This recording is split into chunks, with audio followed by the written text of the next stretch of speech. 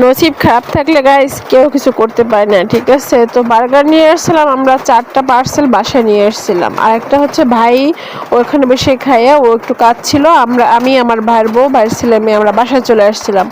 But আসার পর দেখি যে এই মানে বার্গারের যে রুটিটা একটু বাসি ছিল, আর বাকিগুলো ওকে ফাইন ভালোই ছিল। আমি ওদেরকে কখনো খারাপ বলি না, কারণ ওদের ওখান থেকে আমি আরও 1-1.5 বছর আগে থেকে খাবারটা খাই। এই যে দেখেন ওদের ওখানে জাস্ট মোটামুটি পরিষ্কার পরিচ্ছন্নতা ভালো আছে, ওরা হ্যান্ড গ্লাভস পরে, আর খাবারের মান অনেক ভালো, অনেক রকমের আইটেম ফাস্টফুড খাবার এখানে আছে, আর খাবারটা অনেক চলেও। দেখেন এখানের যে এই লোকেশনটা হচ্ছে যাইয়া ভিলেজ পার্কের ওই কর্নারে দিয়ে যে দোকানটা। আর এখানে অনেক ধরনের শর্মা আছে, স্যান্ডউইচ আছে, হ্যাঁ, বার্গার আছে, তারপরে হচ্ছে ফ্রেঞ্চ ফ্রাই, হ্যাঁ, তারপর ন্যাগেস।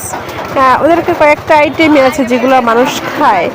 আর আমার খুব ভালো লাগছে। আমি ফ্রেঞ্চ ফ্রাই, বার্গার, পিৎজা, তারপরে ন্যাগেস, তারপরে শর্মা, এখানে কয়েকটাই আমার ট্রাই করা হয়েছে। খাবারগুলো খুবই ভালো, হ্যাঁ, স্বল্প টাকার ভিতরে ওরা ভালোই দেয়, ভালো সার্ভিসই দেয়।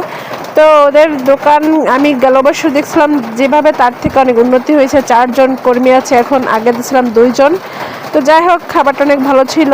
থ্যাংক ইউ আমার ভিডিওটা দেখার জন্য সবাইকে।